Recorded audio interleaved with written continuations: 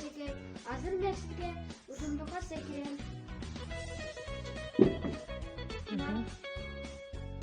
Bir, iki, üç, dört, beş, altı, yedi. Qancha qadam bo'ldi? 7 qadam. Zamoatsan.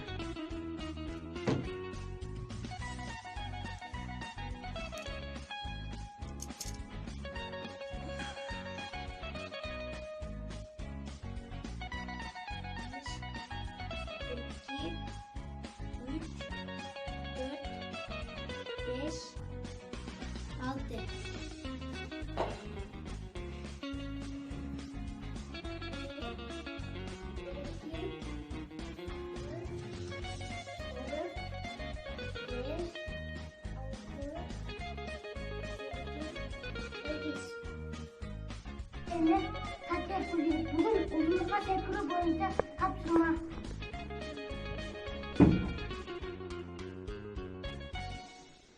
Bir, iki, üç, dört, beş, altı, yedi, sekiz, on. Oncalarım kadam sekirdim. Şomas Beceke, bugün sizge men uzunluğa sekirem.